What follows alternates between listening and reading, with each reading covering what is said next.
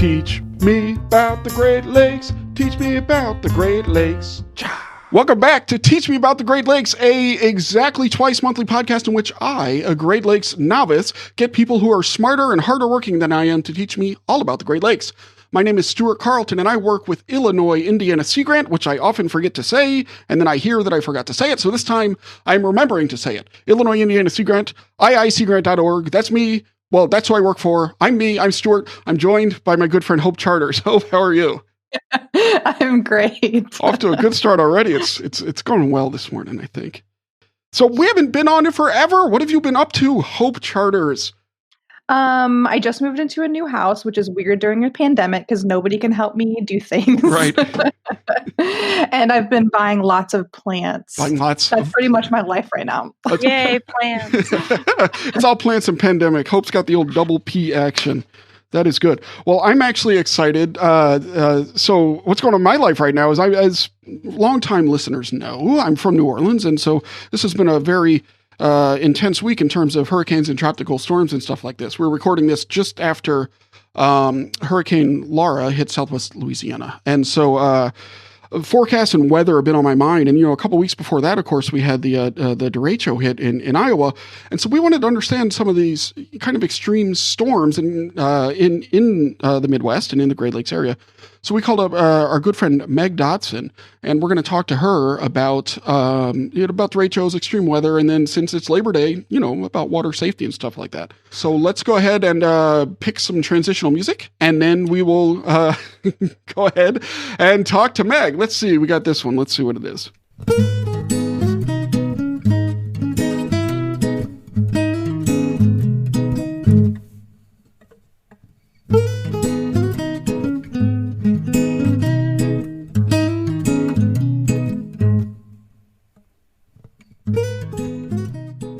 Okay, our guest today is Meg Dotson. She's a meteorologist with the Marine Program at the National Weather Service Northern Indiana Weather Forecast Office or Weather Forecasting Office.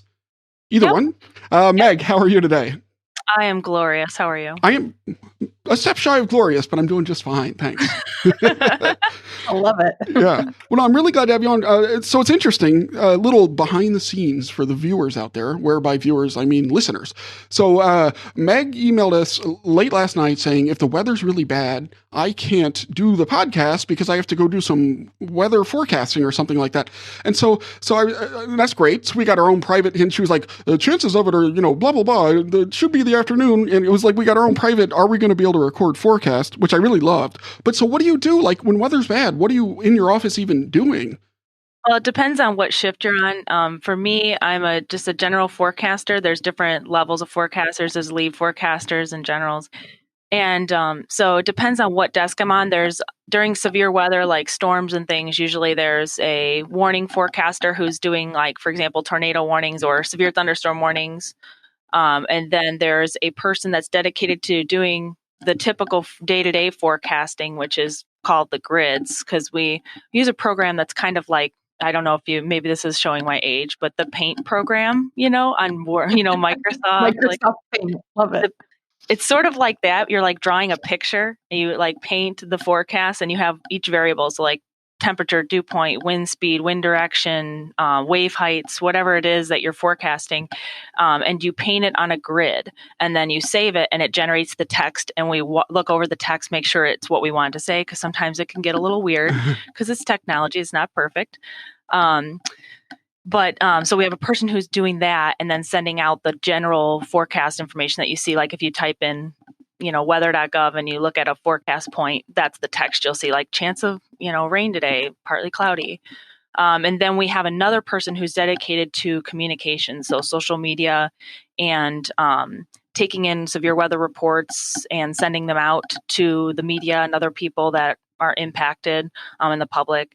And then we have another person that's dedicated to supporting our partners, like emergency managers or perhaps like the DNR in beach situations, and just letting them know about the hazardous conditions. So we'll create briefing packets and basically call them if, for example, like there's a fair going on or something like that. We have a person that calls them, says, hey, there's a big storm headed to your area. You know, it should be here at this time. there's lightning, wind gusts to 50 miles an hour or whatever. And then they have time to make their important decisions like evacuate or maybe just put people shelter in place or something like that. So it's kind of a chaotic scene. A lot of the prep work, it's like you're ramping up for the event and then it kind of peaks at the event and then you're ramping down with storm surveys and documenting everything and creating these little web pages that we make to summarize the event. So you have like these mini kind of, I don't know if emergency is quite the right word, but how often does that happen? Is that like a monthly type thing or is it just? Well, it depends on what office it is and what the weather is that year. This year, knock on wood, very quickly until this recent derecho, it's been pretty quiet. It's been a lot less severe weather than we normally deal with, especially earlier on in the year. But then it kind of gets busier. Usually we see these events and we'll kind of have a little rush and then it goes quiet. And then COVID has also lowered our workload a little bit because there's not as many big fair events or things going on that we have to support. Yeah. So, right. So normally if you're going to have a big event, you call the weather people to find out, what it's going to be like. Oh, geez. Okay. Yeah. And so, speaking of COVID, so have y'all had to go in, I guess you're essential personnel, so you've been in the office. Yeah, we have had reduced staffing. What we've done is sort of, if you can we do work research shifts where we can work on special program areas. For me, that's a shift for me to work on my drowning database or different things like that. The special projects we do locally in the office, we have dedicated shifts for those. So when we're on one of those shifts, we're able to work from home. If there's not active weather, one person who is normally the social media communicator can sign on from home and work from home. And they will do PowerPoint and things like that from their own computer or an office designated laptop. So we've been able to wing it. We just got moved to the next status of where we're allowed to be in the office Monday through Friday, full staffing as far as the operational staff. So that's like 3 or 4 people usually. Sure. Unless it's severe weather, then it's more like 6 or 7. But we wear masks, do the social distancing, of course. Yes. over sanitize everything. Perfect. And if you're out there listening, wear masks, do the social distancing, over sanitize. Yes. It's all good. Or it's a good thing. Or as Hope likes to say, wash your hands. Or maybe she just tells me that.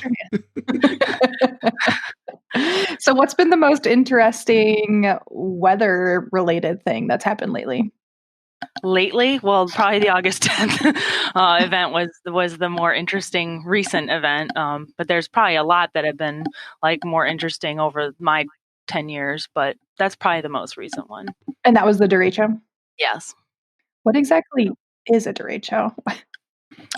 Well, technically, if you want to go by the nerdy definition, definition. Oh, yeah. We love nerdy definitions. It is the wind damaged swath from that storm, that line of storms, has to extend more than 240 miles and includes wind gusts of at least 58 miles an hour or greater along most of its length. And the event then can be classified as a derecho. I see. Is this something that kind of know when it's going on, or is it, do you look later and say, oh, that was a derecho right there? Yeah, it's usually after the fact. I mean, you can usually tell as it starts developing, and once it starts getting, I think at this point, like by the time it got to like Illinois, everybody's like, oh, this is going to be a derecho probably. Like, but obviously you don't know how far it's going to keep going. You can make a guess based on the conditions ahead of the storms, whether it's going to die or not. Yeah. So Stuart, you said earlier that it started in Iowa. I have no idea about any of this. I know that it happened, I saw the effects of it at my house, but I didn't know where it started or what was happening. I believe it did start in Nebraska, technically, I think it did. And then it went into Iowa, Illinois, Indiana. It also hit parts of Wisconsin and Michigan as well. Yeah. But the more heavily hit places were like in Iowa and I think Illinois. And then it kind of petered out as it came into our area, which is like northern Indiana and Michigan. We did have some severe damage and we had 3 tornadoes in our forecast area, but which includes southern Michigan, northwest Ohio, and northern Indiana. So what kind of, I've been thinking about the forecasting aspect of it a lot, especially because of the hurricanes. And so with the hurricane, you get like, lead up, right? It's like a week before, whatever, you'd be like, oh, this could be a thing. And then with each successive day, the models get better and better and better. But this just crops up quickly. Now, I follow Tom Coombs, our friend on Twitter, and you should too. You should go listen to his episode at teachmeaboutthegreatlakes.com/5. Oh, he's a good egg. Yeah. But like all of a sudden, Like I was just sitting there, he's sending out pictures of like his tomatoes or whatever. And then next thing you know, he's like, I'm telling everybody to pull out of like that area of, like, so it seems like it happened really quickly and all of a sudden it was going to get bad fast. Is this kind of thing where you don't have a lot of lead up or what? It's a little bit trickier with because of the scale of the events, and this kind of goes into a lot of people have been calling this like like an inland hurricane or whatever, like because it was so big and dramatic and it had so many impacts.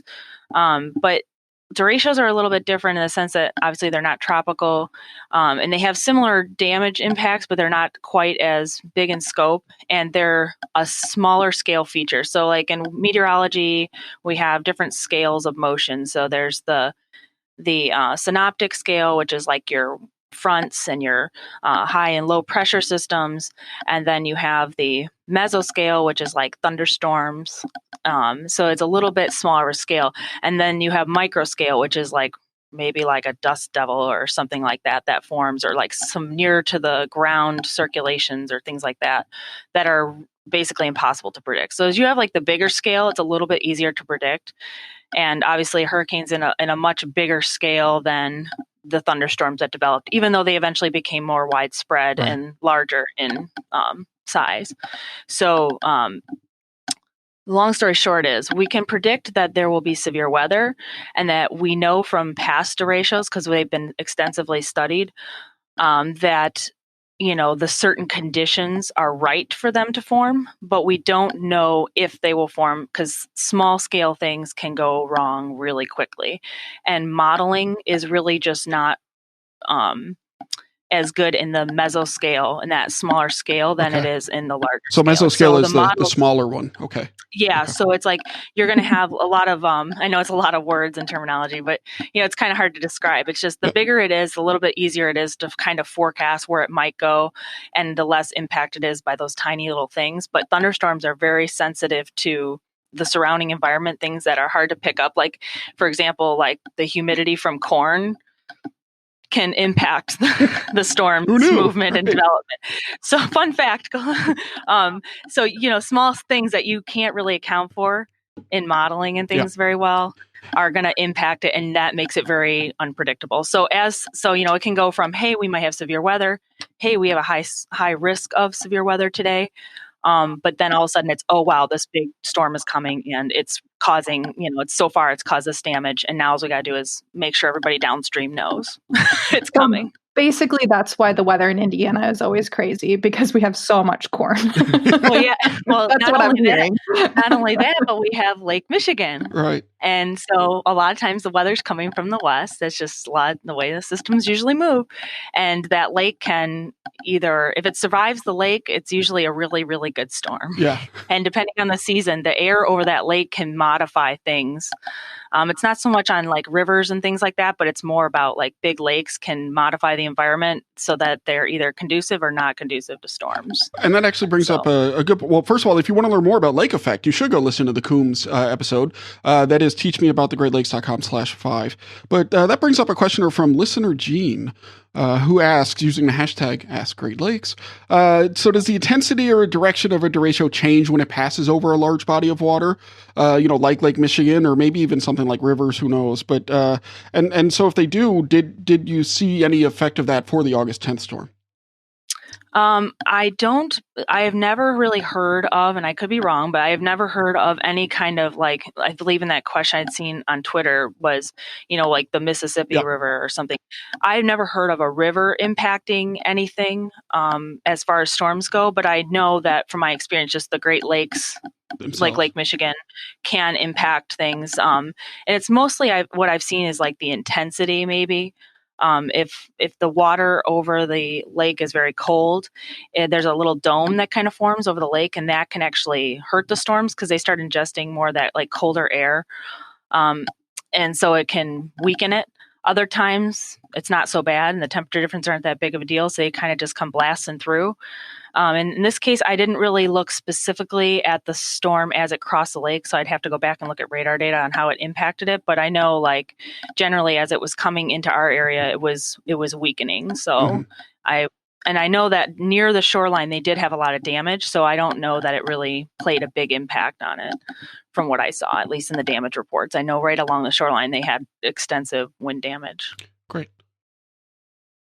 And I know you said earlier that when it's a smaller scale storm, there's not as much lead time and warning people about it. But I did get a text message from our university system, because we both work at Purdue, that sent out a severe thunderstorm thing. You got one of those? I did. I didn't get one of those. Wait a minute. Chosen one.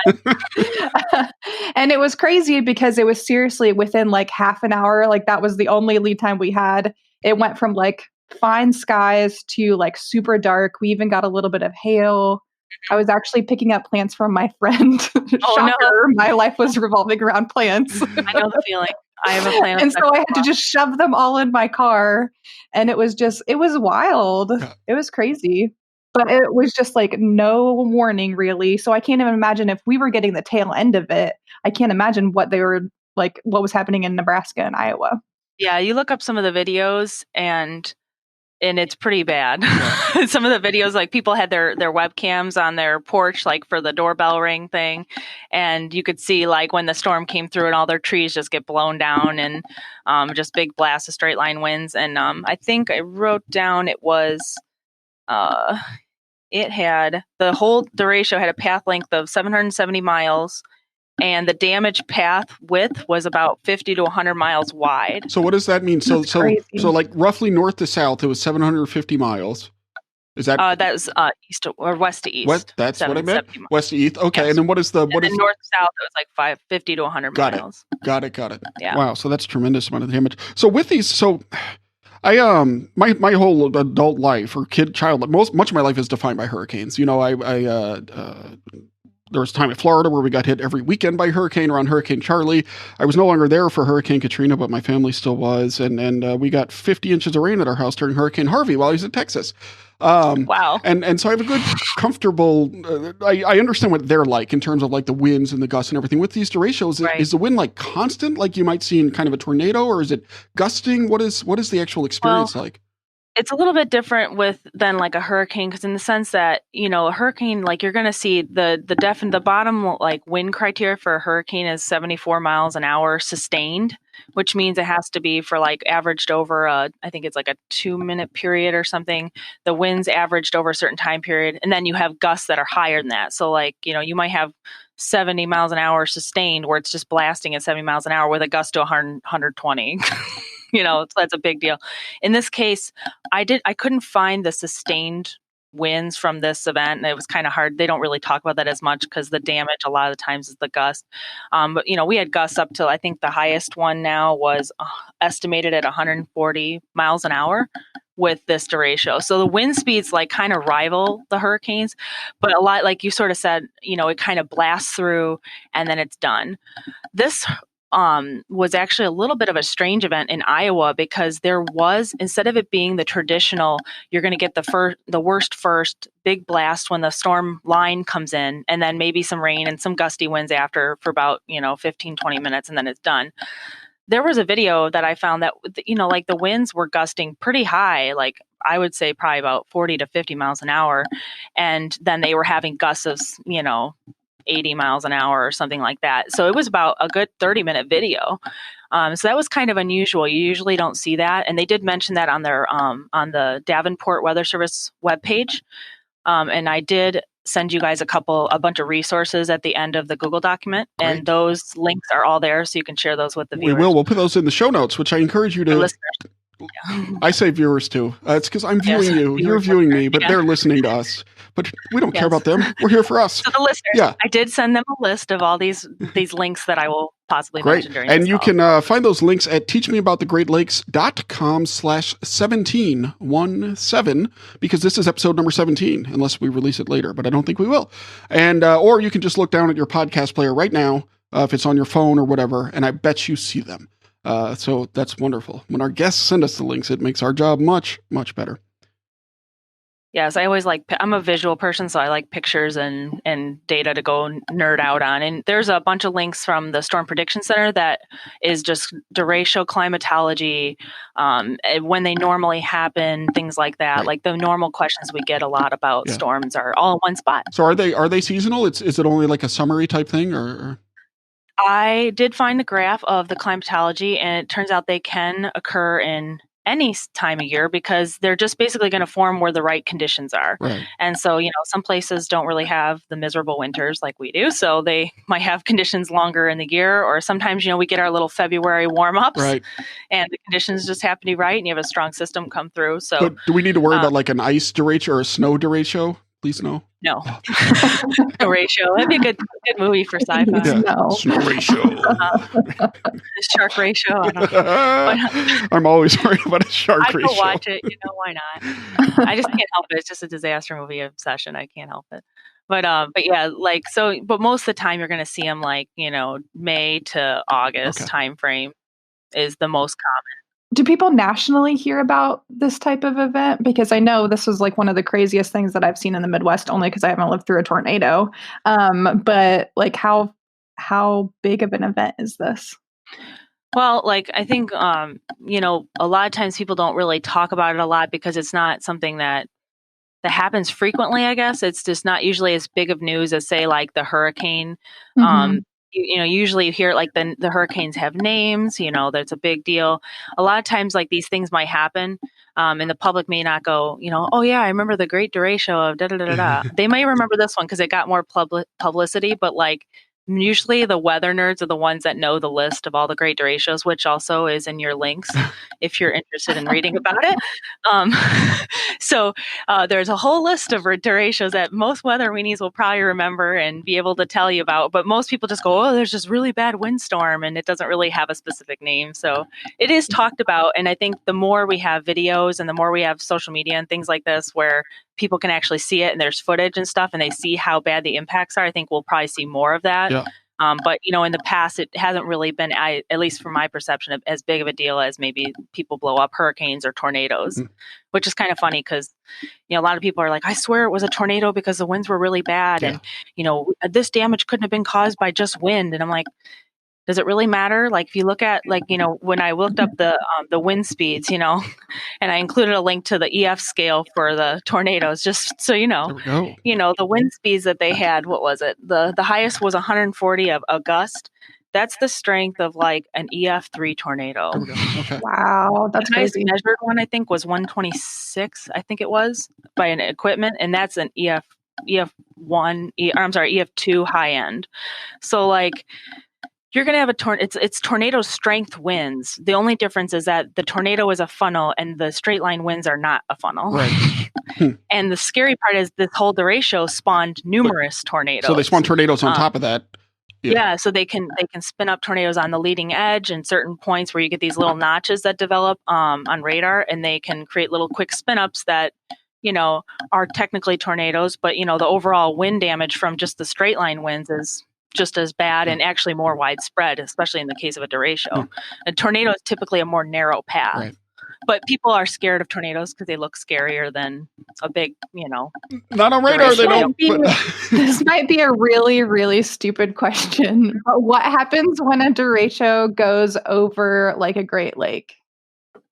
What does that become? Becomes a great derecho. That's when it gets its thing? highest form. Well, or does the lake? I said, the lake can cause it to, depending on how the environment is over the lake and the strength of the system and the strength of the storm going over it. It can either hurt it and make it weaker because there's not as much instability, or if usually in for example, if it went over the lake in May. There's usually very cold water. And so that's going to create a little bit of a temperature change. So instead of, getting the nice, juicy, moist, hot air that the Derecho storm likes to eat to survive. It goes over the lake and it's like, ew, gross. What is this? This is nasty, cold air, and it's not very unstable. This is not cool for me. I'm done. I quit. And it collapses and dies. Other times, the air might not be so bad. The marine layer might not be so bad, or maybe the storms become elevated and they may not bring as strong winds down to the surface, but they still maintain their strength and then pick up the pace as they get back on land and get that moisture and surface instability that they need. So it really can depend. It does cause some in lake, hurricane-like effects on the lake, including medio tsunamis and rip currents and high waves, and seiches. So that's kind of that goes into the water safety realm. We actually had 7 people drown in a 5-hour period in Berrien County in 2003 after a very strong storm. It wasn't even a derecho. It was just a severe thunderstorm, 60-mile-an-hour winds, went through on July 4th, and then everything cleared. The sun came out, and everybody went in the water, and all of a sudden, everybody started getting pulled out in rip currents. Oh my. Because the water basically sloshes back and forth, kind of like a bathtub. Like the storm pushes all the water to one side, and then as it goes on land, the water just goes boop and slops back and forth. Mm-hmm. So that's like a sage motion, and that can enhance rip currents. Well, so let's. Yeah, I was going to ask, what happened to our coastal communities with this last derecho? There was a seiche, and there was a video of that seiche where the water level, I believe, I'd have to go double check the numbers exactly, but I believe it was like 1.5 foot fluctuation. So the water level went up when the storm was forcing the water over on shore. And then as it went on shore, the water was receded back. And you said the seiche is like the bathtub effect that you were talking about? Yeah, kind of like a bathtub effect. Yeah, like if you were like shaking a bathtub back and forth, the water's going to slosh back and forth because it's a closed basin, not like the ocean where it's just open and has all that, where in a hurricane or something, that water just keeps going like over that long distance and the waves can continue, until they kind of go on shore and you get that coastal flooding and things. It's kind of similar, but we don't usually have it on that big of a scale. But this year, the water levels are a lot higher. So when that water comes in, we actually did issue a beach hazard statement for dangerous currents after the storm went through and the waves, and then also a lakeshore flood advisory because some of the local areas see inland flooding from the water coming in off the lake. So it is sort of like a hurricane in that sense, but a smaller scale, and it's obviously not tropical. So do you feel like that's a big part of your job, dealing with water safety in Northwest Indiana? Yeah, for me it is, especially. It's just a passion of mine that I've had since I got in the weather service. I sort of accidentally fell into it. I got put on the rip current program up in Marquette, Michigan when I first got in, and they had me start working on a research project where we were collecting drowning incidents across the Great Lakes and gathering the weather and wind and wave conditions for the time of those incidents so we could see if there's a pattern so we could forecast them better. And so just kind of reading all the case studies and stuff, and working with the people that are involved with a lot of the drownings, it just sort of became a passion. So it's a big part of any of the Great Lakes forecast offices in the sense that, they do the forecast and the warnings, but it's probably a little bit more of a passion, I guess, for some of the folks that are more impacted by like the Chicago office, Milwaukee office, and, even Marquette up there. Like we've had in the Grand Rapids office, we all are very motivated to kind of end the problem because there's so many lives that get lost every year. It's just a really frustrating experience. It feels like it's been kind of a bad year for water safety. You're hearing a lot about drownings, and we've seen some terrifying video of kids out on that pier in Michigan City or wherever that is. Yes, my anxiety goes up just thinking about that video. Yeah. I don't know if we'll link to that or not. I'm hesitant to even spread it in all honesty, but there were 2 kids, I don't know, teenagers or tweens or something like that, who are out on the pier, and it's just that they make it out, but it's terrifying to see. And I think they must have had to walk around a chain to get out, to get out on the thing. It's just, yeah, it's really scary. Yeah. I mean, and that's what we just tell people, we look at all the data that we've collected, over about half of our incidents occur near piers and breakwalls. So a lot of the times it's about making smart decisions on when you're going to walk out there, because it's not totally dangerous to walk out there, when there's not a lot of waves or there's nothing really going on, and, they have safety rails or something. Obviously, if there's ice there, that's a whole nother story. But, assuming normal conditions during the summer with flat lake, it's probably not going to be that big of a deal. But, if you're out there swimming near it, at any time there can be currents that are right along that breakwall. And those are the ones that we have the most drownings from. So a lot of times people go out there, they jump off the breakwall, they jump right into the current. Right. And then there's obviously when there's waves, there's a whole new set of hazards that are there, which including, being smashed against the rocks or the wall by the waves. And then you also have the currents strengthen. Yeah. No, that's really terrible. And so the work you do with that is mainly predicting rip currents and large currents and things like that, and then offering or putting out warnings. So the goal is we kind of just look at the conditions. So we look at the wave direction, the wave height, and the wave period. So it's like the time in between each wave. The longer that is, so if it's usually on the Great Lakes, it's 3 to 4 seconds between each wave. So if you're standing in the water, a wave hits you, 3 seconds go by, another wave will hit you. That's the period. Right. So how frequent they come in. Usually the Great Lakes is like 3 to 4 seconds. That's our average. But on a lot of these days where you have these really strong rip currents in the sandbars and strong structural currents near the piers, the wave periods are more like 5 to 6 seconds. And that's more conducive because dangerous currents will form when you have a lot of water piling up near the beach. Huh. So big waves will cause water to pile up. Shoreline structures, river outlets, those kind of things are what's going to cause that water to pile up. So if you get bigger waves coming in at a direct angle with a longer period, that's going to cause really strong rip currents in sandbars and strong currents along the breakwalls and piers. Yeah. So let's try this then. So do you have like a top 3 water safety tips or top 5? I have 7 actually, but okay. But the 3 top ones I would say are your number 3 water safety tip. We're gonna go backwards. I was gonna do the first and most important one. I think it's stay dry when waves are high. Stay dry when waves are high. We have corny slogans for every single thing in slogans. The weather. Yeah. It's easy to remember though. Yeah. It's good. When thunder roars, go indoors. Those kind of things. But stay dry when waves are high. When there's lots of lightning. Yeah, exactly. We can do this. You guys are nerds. Turn around, don't drown. I mean, we have a bunch of them, but stay dry when waves are high is number 1 because.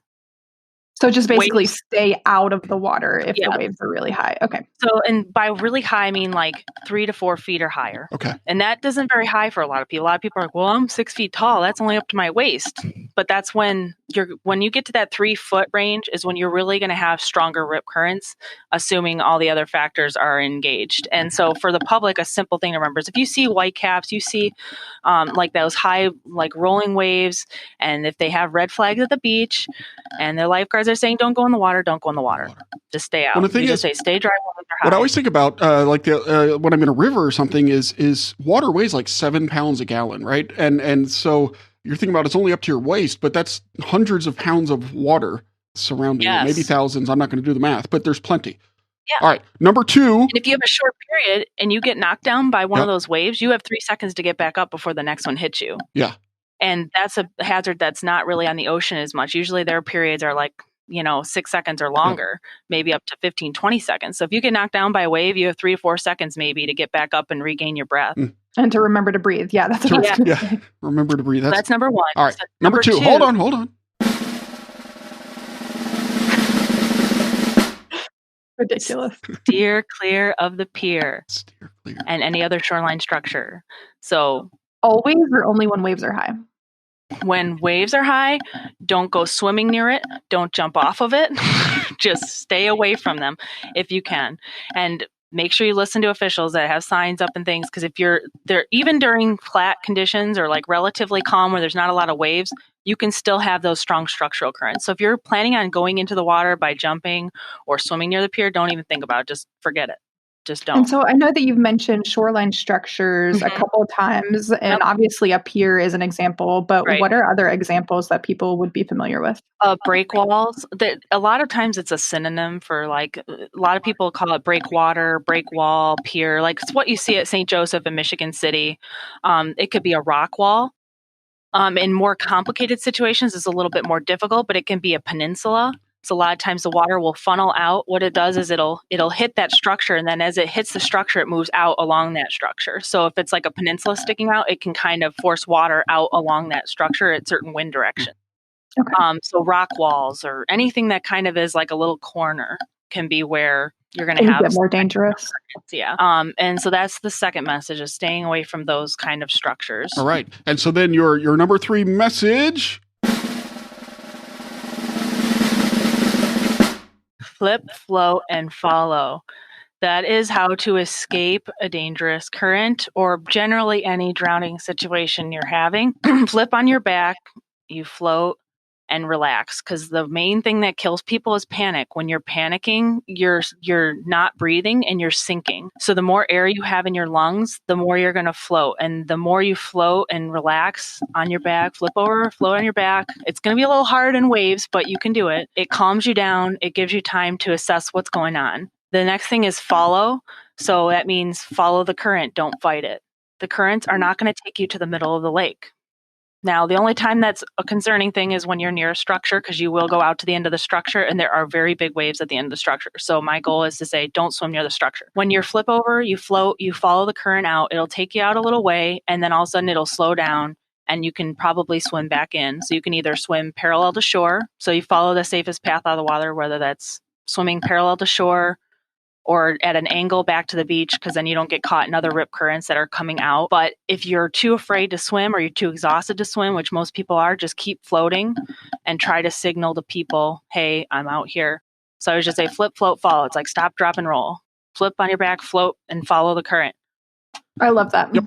I went on a whitewater rafting trip last summer, and it was really scary because I got caught in just like this weird section of currents, and it was like I was in a total panic. So I can't imagine being in a huge. I was just in a river, so I can't imagine being in one of the Great Lakes and just like feeling like you're gonna die. Right. Yeah, definitely calming down is key. Yeah. And a lot of people just panic and they can't even think straight. So if that's the only thing you remember from this, like flip, float, follow, and you're in the middle of that situation and it pops in your head, it's a good response just to kind of cool you down, so you can at least have the hope of someone rescuing you. Mantra. Does it ever get so? Think about panicking. Yeah. So when you're in the forecast office, sometimes I imagine y'all are doing stuff pretty quickly, right? Yeah. Is that like ever an issue there, where like you find yourself getting like scared or nervous or panicky because you're trying to get information out? It seems to me like there's the real potential for that high stress environment. Yeah, it can be really stressful, and I think though I personally haven't had a lot of super intense situations compared to other forecasters. Like for example, forecasters at like the Lake Charles office down in Louisiana and stuff, like their houses are probably being destroyed when this thing's coming in. They're working despite knowing those things are happening. It's the same thing like if you're forecasting in a tornado warning, you have to issue that warning and your family's at home and it's going toward your house. That can be a really intense situation. And especially if you're a person who is like, really cares about people, is very impacted by people and relationship, like, obviously everybody is to a certain extent. But if you're somebody that's like that, and I'm kind of one of those people, like when you want to make sure you get it right. You want to make sure you get that warning out. You want to make sure you did everything you can. And even when, it doesn't work, like we put out these beach hazard statements, for example, tomorrow is going to be a high swim risk day. There's already a beach hazard statement out. I know that if somebody goes in that water tomorrow, which is a chance that they might, because it might be sunny some of the day, there's probably going to be people that are going to die. And you always sit there and go, could I have done something different? Can I have done something else? What else could we have done to stop that person from making that decision? Yeah. Were they just, being willful and didn't care? Or was it that they just didn't know? And a lot of times we find that they just didn't realize or they didn't understand what the hazards were because they view it as it's just a lake. Yeah. So how does NOAA work with, or any of the weather people work with, like beaches and beach safety? What is your role in that? Do you just like give them all the information and expect them to disseminate it through the community? That's our old school model. We used to do that. What's your updated model? The updated model is more of the decision support services where, for example, we work with the lifeguards in the summer at Silver Beach in St. Joseph. We do an annual training for them where we talk about waves and currents. We talk about the forecasts we issue. And we talk about giving them briefing packets on days where we expect dangerous conditions. So tomorrow, obviously, there's going to be high swim risk conditions. There's going to be high waves, northerly winds, good, strong current development. And so we've sent them a briefing packet with images of what the waves are going to do through the day, when they're going to come down, when we expect the worst conditions, what types of currents we expect. So it's a little bit more detailed. And then they also, in return, will take observations for us. So tomorrow at 10 a.m., they may call and say, hey, we noticed that the waves are only 3 feet and you said they were going to be 5 feet. So then we can adjust our forecast. So it's kind of a collaborative process Yeah, it's nice that it's a two-way street. That's Yeah, awesome. it's a two-way street, and then we work both together to educate the public. We put out social media graphics about water safety and alerting the people that, hey, tomorrow's not a good day to go to the lake. And they promote our webpage. They put up signage. They put up the flags. So it's kind of a group effort. And we try to establish those good relationships with them and the other community stakeholders and victims, families, survivors of rip currents and things. We work with a lot of nonprofits to really push the word out on those days things are going to be hazardous. Well, everybody stay safe out there, and we will put some links to water safety resources in the show notes, in addition to ones that Megan has probably provided, because that is something we do a lot of work with at Illinois Indiana Sea Grant, primarily through Leslie Dorworth up in Northwest Indiana, who is the Volunteer of the Year. So that's wonderful. Go Leslie. Yeah. Leslie is my BFF, and I love Sea Grant. Sea Grant are my connectors. Sea Grant helps me to talk with the people I need to talk with. Like I just had a call with them this week, and Leslie and I have a call on Monday to talk about water safety stuff. So you guys are awesome. Well, we appreciate that. And that's all really interesting. And normally this transition is less awkward because we aren't talking about drowning. That said, awkwardness acknowledged. This is really interesting, Mag, but that's not why we invited you on to teach me about the Great Lakes today. The reason we invited you on to teach me about the Great Lakes, I asked these two questions. First one is this. If you could choose to have a great donut for breakfast or a great sandwich, or as my 18-month-old daughter calls them, sando, a great sando for lunch, which would you choose? My husband actually calls them sandos also, so that's interesting. Okay. Wow.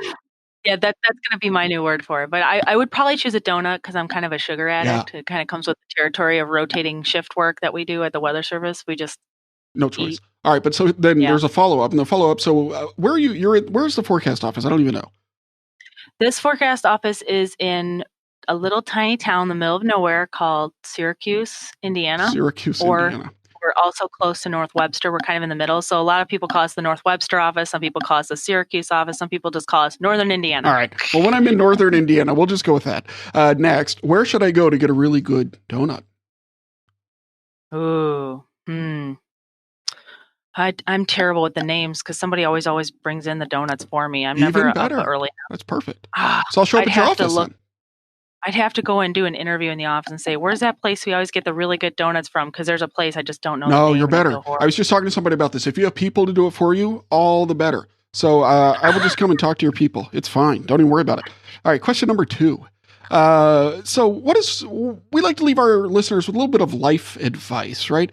Just something to take with them in addition to all this wonderful stuff they've learned, but just something a little to reflect on. It can be big or little, serious or silly. It doesn't matter to us, just something to think about.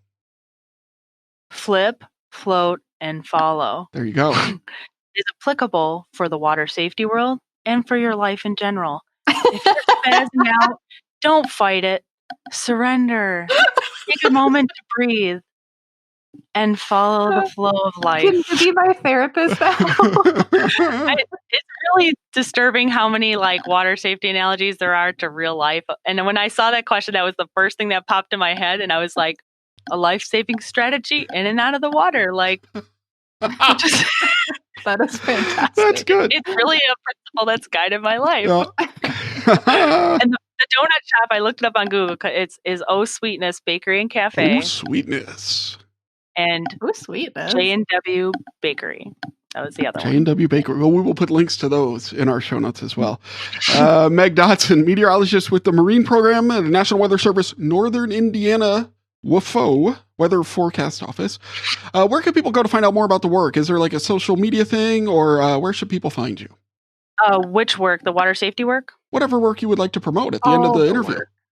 Well, I did send... Up to and including all of the work, yes. I did send the links to our Great Lakes current incident database, the Water Safety Consortium, which is our big group for people to get connected to water safety.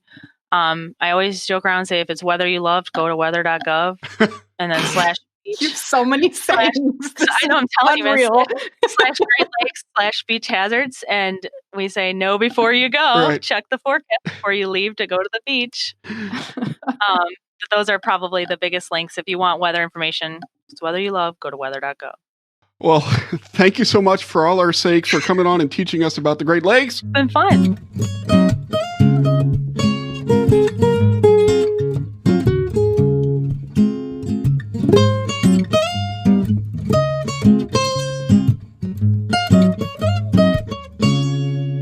always great to learn about both water safety and derechos. It's we covered a lot of ground in this week, Hope.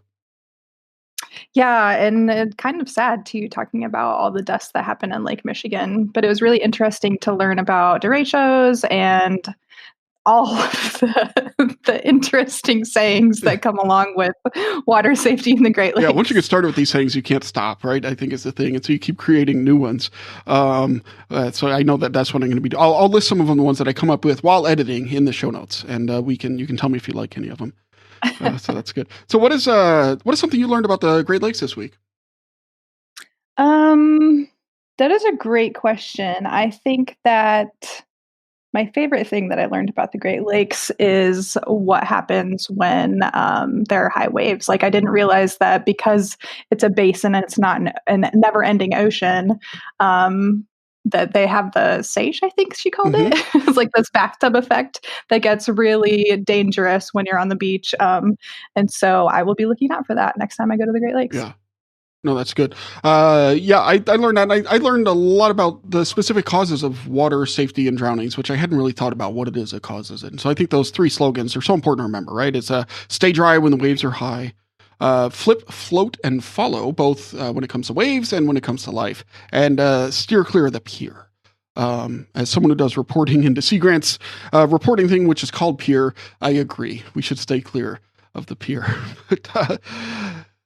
That's really great. Well, I encourage people to go follow us on social media. They can check out the show Twitter at Teach Great Lakes. Teach Great Lakes. Yep. Or you can follow Illinois Indiana Sea Grant at ILIN Sea Grant. Yep. And this was going to be the week in which I actually created credits to read. However, I failed to do that.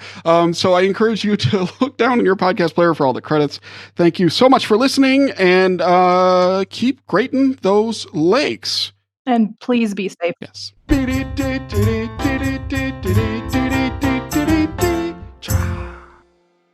So did you tell Meg how many plants you have? You say, I was looking at plants. What is the current plant count? 97. 97 plants. And actually, I just got 2 more because I asked a friend to pick up fake plants from IKEA, but they ended up being real. So now I have 2 more plants to take care of. So I'm up to 99. 99. So in your house or like outside? In my house. Do you have like an like a plantarium kind of deal? I have a plant room. My sunroom is my plant room. It's really pretty. I am so. You need to like send me pictures of that. Like, I just made a Zen garden in my backyard. Like, I'm like obsessed with gardening. Okay, I'll send you pictures of my plant room if you send me pictures of that Zen garden. And you just sit in your backyard saying flip, float. I do. Hollow. Oh no, yeah, she's like meditating. I sit on my giant piece of schist rock, and I don't give a schist, and I just flip. Okay, I'm sorry. I'm done with geology. No, that's all good. That's all good. Hey, do you mind if I include that in at the end? Sometimes we have goofy little things, sure. But I don't want your schist to be all over the podcast if you don't want it there. No, it's fine. It's a geology joke that I'm more than proud of.